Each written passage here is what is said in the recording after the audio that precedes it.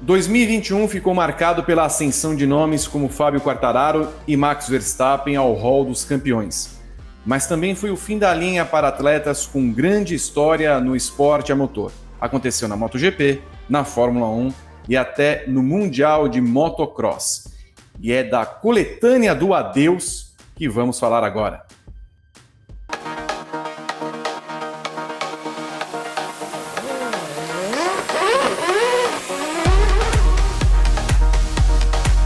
Muito bem, amigos, sou Vitor Martins, estou com Juliana Tesser e Pedro Luiz Cuenca para falar do tchau.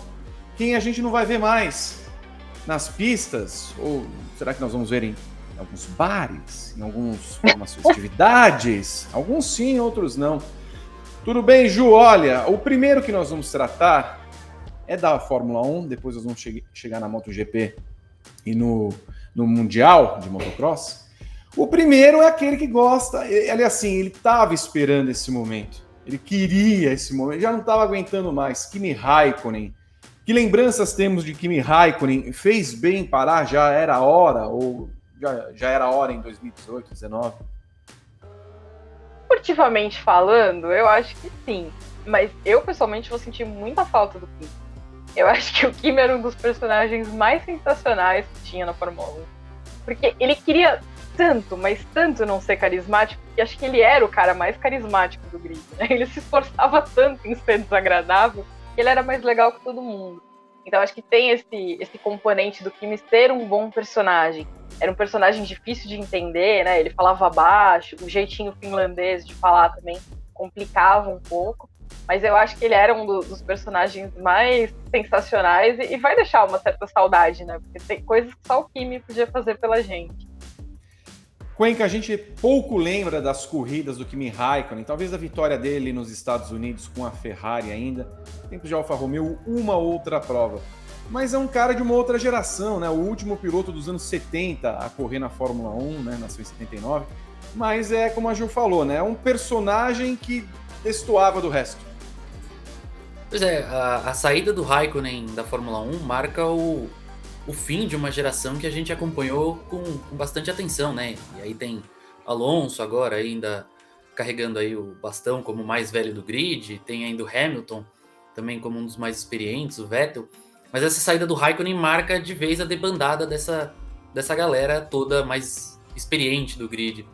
E ele era um personagem totalmente à parte desses outros, né? Ele era completamente diferente, como a Ju falou, ele tinha esse estilo caladão, esse jeito mais na dele. Muitas vezes fora da pista ele não era tão notado como outros pilotos, então ele tem esse estilo particular dele. Mesmo dentro das pistas, já nos últimos anos a gente não via o Kimi Raikkonen, não via muito o Kimi Raikkonen, vimos alguns 2-3 momentos ali de destaque, mas muito pouco, né? Já era a hora do Kimi Raikkonen pegar o capacete dele e levar para Finlândia de volta, descansar um pouco, curtir a família, como ele mesmo falou, né? Tem algumas coisas, nem tudo é Fórmula 1. Às vezes preciso curtir a família, curtir um pouco a vida. E eu acho que o Kimi Raikkonen já estava de saco cheio dessa vida de glamour, de ostentação da Fórmula 1. Ele precisava dar uma baixada mesmo no ritmo, que é o estilo dele. Na MotoGP, se a gente tivesse que fazer uma comparação recente, só igual a Schumacher, né? E é uma pena que tenha sido justamente numa corrida casada com o Grande Prêmio de São Paulo de Fórmula 1 na época. Mas a despedida do Rossi, Ju, foi aquela que movimentou emoções no mundo todo, da forma que foi. A gente esperava que o Rossi não fosse ao pódio. Eu até esperava que fossem fazer alguma coisa para ele ir ao pódio na corrida em Valência. Mas a saída do Rossi é um vazio na alma de quem gosta de esporte a motor. Porque se vai é o maior de todos. E aí a gente não sabe como é uma MotoGP sem Valentino Rossi, né? Faz muito tempo que a gente não vê isso acontecer. Então acho que fica mesmo aquela sensação de tá faltando alguma coisa. Acho que a gente vai ter muito isso em 2022. Acho que olhar para as corridas da Itália e não ver Valentino correndo vai ser muito esquisito, vai ser completamente fora da casinha pra gente. Mas, ao mesmo tempo, eu acho que a gente teve tempo para se preparar para isso. Eu acho que se ele tivesse parado alguns anos atrás, talvez o impacto fosse maior também para o campeonato. Acho que a MotoGP deu um pouco de sorte, entre aspas, e acho que ele preparou todo mundo para essa saída dele, né? A competitividade já não era mais a mesma, A gente já viu chegar uma nova geração de pilotos que serviram um pouco, assim, para deixar um legado, né? Porque tem os meninos dele, o Pecco, o Morbidelli, o próprio Marini. Então são meninos que carregam um pouquinho do Valentino com ele, mas que também servem um pouco para essa transição. Acho que o Quartararo é um bom exemplo disso, porque o Quartararo é gente como a gente. Então ele consegue chegar num público diferente. Então teve esse período de transição. Mas é um impacto grande, porque afinal a gente está falando do maior nome da história da MotoGP. E, Cuenca, o interessante é porque a gente olha para as arquibancadas da moto, o 46 está lá, nós temos o 93, mas o 46 estava sempre lá, em qualquer lugar do mundo. Vai ser estranho olhar para uma arquibancada da MotoGP e não ver aquele número. Nós vamos ter que nos acostumar, nós brasileiros, quando a gente vê um motoboy passando na rua, o capacete dele fatalmente tem um 46. É a lembrança, é a marca que fica do Rossi, né? O cara podia não assistir a MotoGP, ele sabia quem que era o Rossi. A gente vai sentir falta desse 46 e daquela arquibancada inteira vestida de amarelo, que doía até os olhos em algumas corridas, mas... E é bem isso, né? O Rossi, ele é uma marca à parte do mundo da MotoGP.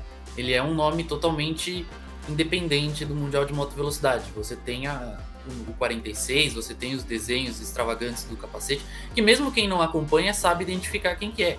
E em outros esportes, né, em outras categorias, a gente não tem tanto isso. Eu acho que talvez o capacete do Senna seja algo tão marcante assim quanto o 46 do Rossi. Ele é um mundo à parte ali da MotoGP e realmente vai fazer muita falta. Vai ser muito estranho olhar para as corridas e não ter esse número ali na televisão, nas motos. Juliana, e o que dizer de...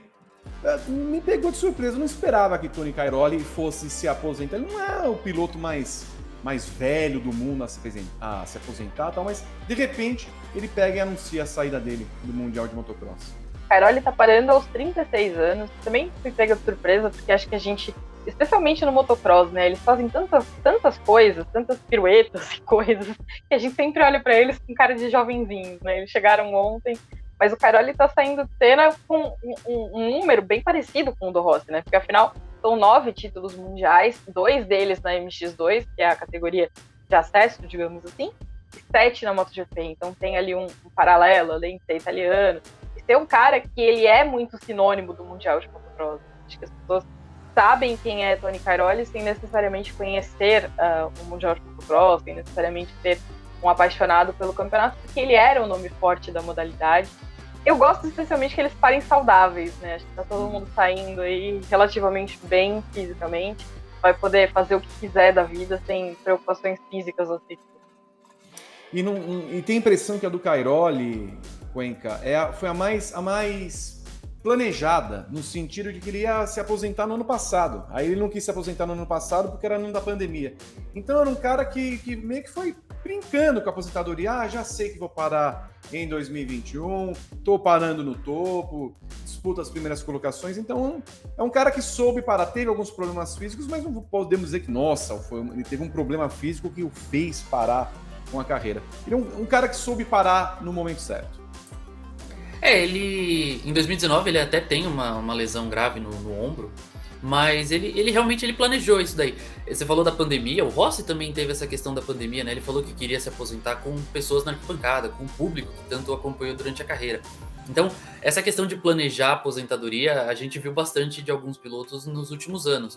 Óbvio que a pandemia bagunçou completamente o cronograma de algumas pessoas, mas acho que o Cairoli ele soube desenhar bem. Ele falou assim, aqui eu já não aguento mais, aqui é hora de eu parar. Eu não consigo mais acompanhar, eu não consigo mais performar no nível que eu performava. Então talvez seja a hora de parar, talvez seja a hora de eu construir bem o fim da minha carreira. Então eu acho que é bacana você ver um piloto entender o corpo dele, entender a cabeça e falar, ok, pra mim deu, pra mim chega, em tal temporada eu encerro a minha carreira. Como lidar com a aposentadoria desses pilotos? Como que é lidar com a aposentadoria dos ídolos? Coloque aqui no comentário desse vídeo, se inscreva no canal, ative as notificações, dê um like, é sempre muito importante você participar conosco aqui no Grande Prêmio. Beijo, Ju, beijo, Cuenca, beijo a todos vocês que acompanharam esse vídeo. Até a próxima, tchau!